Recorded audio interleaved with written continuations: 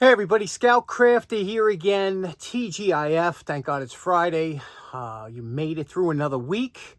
And I'll tell you, the weather is starting to break here. We're starting to get some nice days. I love September, October weather. And, it's just we're getting nice days. And today is another beautiful day. And I'm really looking forward to my walk tonight. Whenever it drops below or about 70 or below degrees, it's just so comfortable. You know what I'm talking about. And tonight is a garbage night. Now, for those of you just tuning in, I like to go what I call the poor man's flea market, is when you go take a walk during the garbage night. And there's always some good stuff thrown out by my neighborhood. And there's things to see. For example, first thing I saw was this car the other night when I was walking. Look at this car. It is a pearlescent paint job. Now, it's kind of a pinkish. I'm not crazy about the color, but I do appreciate the pearlescence of you remember when that was big back in the 70s and stuff? They started experimenting with that. And when it drives by, especially during the day, the car almost changes color. They got a lot of cool colors like that these days. So that's interesting. Also, for the first time in many years, I saw by my house around the corner a street sweeper. Now, for those of you that live in suburban areas, this is probably, you don't see these too often, but here in the city, growing up, street sweepers were all over the place. Now, they stopped coming to my town because they pretty much stay in the other towns that need them more, but they were all over the place. And street sweeping goes back to the early 1900s, remember when streets started coming around, they get dirty. And people weren't as litter conscious as they are now. I don't know if you remember this, but back in the day, people would just throw stuff all over the place. But there was people that were paid to pick up the garbage. And in New York City, the street sweepers were a squad of men that would go out first with trash cans and with big wheeled trash cans, and they would sweep up. And I have a couple of those sanitation brooms. They were very, I know my buddy Frank is laughing. They were very stiff brooms. I mean, to use these things, you had to have good technique. And they really didn't do a fantastic job of picking up, but, that's what they were. They were made to last. And guys would wear them out on using them as street sweepers. But after years of walking, and sometimes they had horse-pulled street sweepers, then they went to the mechanical ones, which is amazing because they haven't changed much over the years from what I remember. Back in the 50s, 60s, 70s, these things, they were hydraulically driven, and first of all, they made this sound, this grumbling sound, because the brushes would sweep the curbs and pull everything out into the middle where the back brush would suck it up into a vacuum. And they would spray water. Water was sprayed out of there because it would keep the dust down, so it wasn't, all over the place, and they made kind of a slug trail. Anyway, do you remember street sweepers as a kid? They were something else, but I was excited to see one around the corner for me, got them on video. And also, there was a great week for the poor man's flea market. I went around the corner, and the first thing I saw right around the corner from me was this cooler. Now, this cooler was like a battery-operated cooler that I guess you didn't need ice or anything, or you put your cool items in there and you plug it in, and it would keep things cool. And it had the adapter for the car. It had the adapter for the house or whatever if you want to. Very interesting. Came with the manual and everything. These people, and that's why they had the free sign on there. They knew it was good, and they put it out. And so I didn't take it, obviously. And I could have used that adapter, that 12-volt adapter, but I said, nah, with the code, sticking with the code of scrappers, we don't take stuff that we know could be used by other people. So somebody did take it the next day, so I was happy to see that it went to a good place with all the accessories and everything. But what I did find 2 blocks later, and right after I was thinking about the cooler, I was like, man, I hope somebody takes that. Look what I found. I found this. Now, it's been a crazy month because in the last month, I found 4 toolboxes, including this one. The 3 were empty. 1 I brought home. You saw that one, the black one. That was a nice one. But the other 2 I left. And then I found this. And I said, look at this. Another empty toolbox. But when I went over to it, you always got to look, you know. I went over to it. I opened up the latch. And I went like this. And that's exactly, I said, oh my God. So the first thing you do is you close up the latch. You grab it and you walk away. Because you never know, right? So I walked away. This toolbox, as found, exactly like it. I just weighed it. Weighs almost 23 pounds worth of tools. Let me show you what's inside. Amazing, right? Now, this is the contents of the top tray. Now, when I first looked at it, you know, every time you find one of these toolboxes with tools, usually they're Chinese or, you know, knockoff tools, whatever. But I was looking and I said, boy, this is interesting because a lot of these tools are USA made. Craftsman, even though it's an older Craftsman and things like that. But, you know, then you do have your, you know, here's an Asian ratchet. However, if you look close, some of these things here, like here, you see that? What that says? Snap-on. I was like, uh-oh. We got a bunch of snap-on sockets. So I'm going to dump, again, there was a little bit of water, I guess, in this tray at one time. I'm going to dump all this into Evaporust just to clean these up. So that's the top tray, what you're looking at here. This is also what was in the top tray. And if you notice, there's a couple interesting tools. I don't know if you're familiar with. One is this one here, which I'm very fond of. This is called an adjuster box, okay? This here, I did this review on these. I had a couple of them. It was manufactured in the USA, forged steel. Believe it or not, these, as goofy as they look, and almost, you know me, I kind of like tools that are gimmick tools, but this really works well. I tried this on, it gets good purchase on your nuts and literally. And it's nice. It's if you ever come across one of these, they came in 2 sizes. This is the 8-inch. I think came in a 10-inch, I believe. And anyway, very good. These really are exceptional wrenches. They do have a big profile, so they're not for tight spots, but they do for plumbing and stuff. They work good. You ever see one of these? And you don't usually see these made in the USA. Usually they're knockoffs, but here's them USA. This is a scraper. You push that out and this opens up.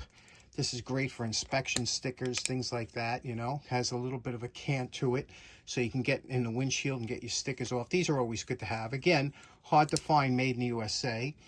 An old Sears. An old Sears. Believe it or not, Sears in the old days had some good stuff. And this would be a real nice one, clean up real nice because it's good steel. You could tell it. And look at the nice, this is what I like. You see that raised edge around there? How nice does that look, you know? Instead of just having one blob of metal there. So that's a nice tool. Kreuter.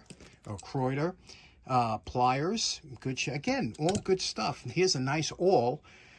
This handle's a little, you know, in worse for wear, but a nice awls in this shape. This size is good.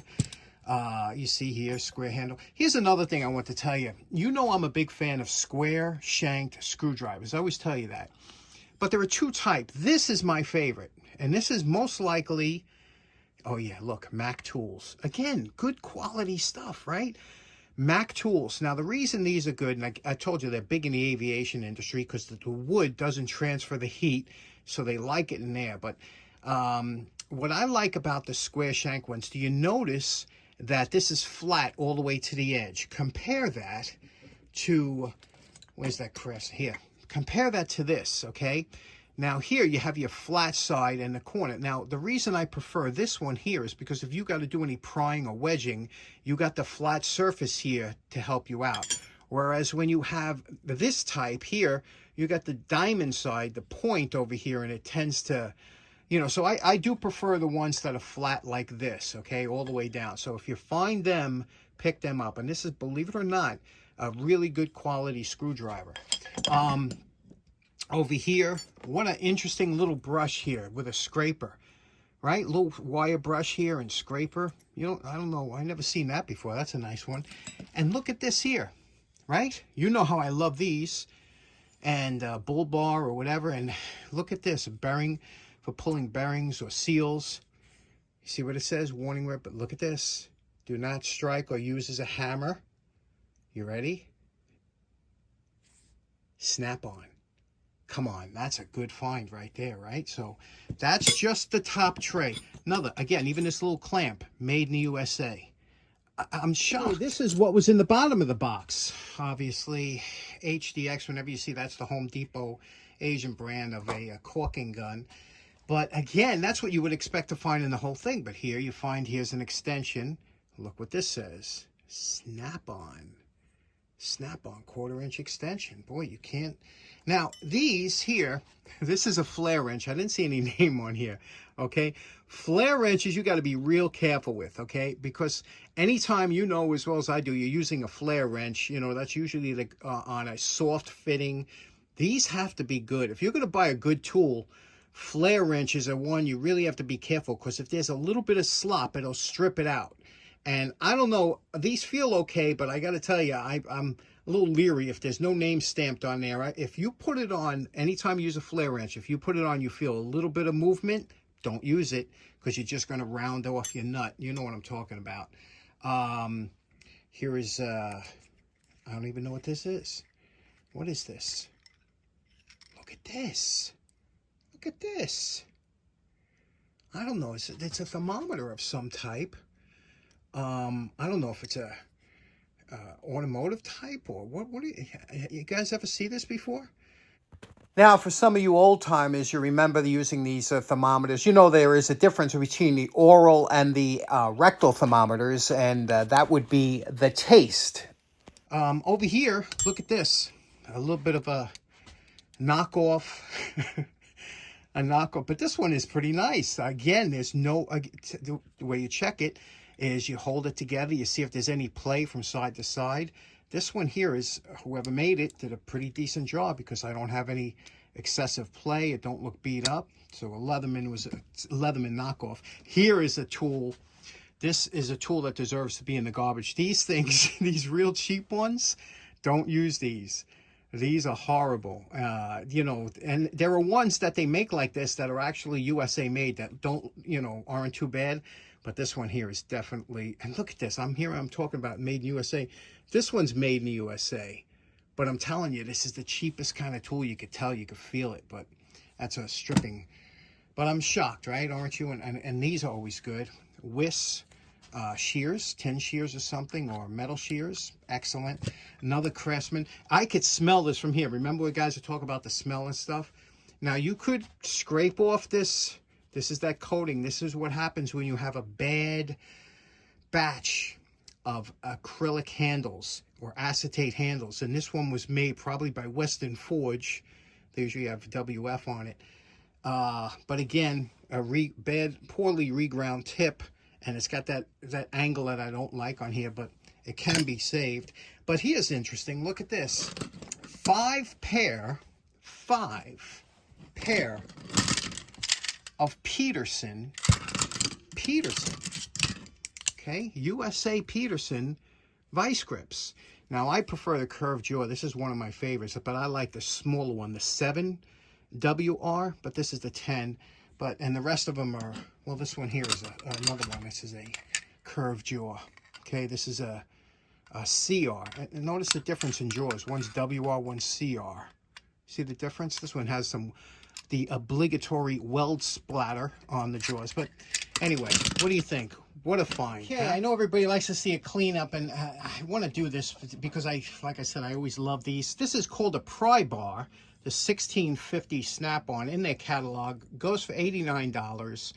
On eBay, $110. Go figure that out. You can buy. But anyway, you can see here it's got a little bit of wear and use and a little bit of rust over here. I just want to clean this up, get it back, then I could put it in the drawer. I love these things. Let's do a real quick job on here and get it done.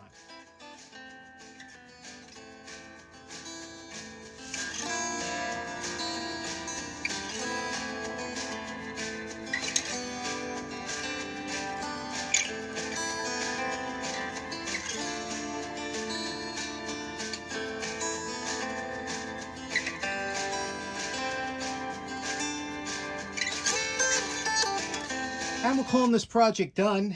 You can see what we did here. First of all, let's look at the tip. Tip had a lot of dings and dents and chips out of it, and I took all that out.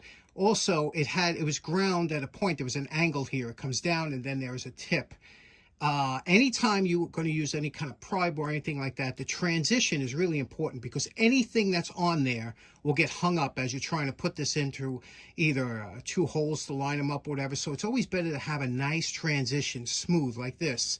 And we did that on that tip, and again kept the original bluing on the handle because it was still good, but down here it was chipped, and then cleaned it with a little bit of light Scotch-Brite and 50-50 mineral spirits, and I'm sorry, 50-50 Vaseline and mineral oil.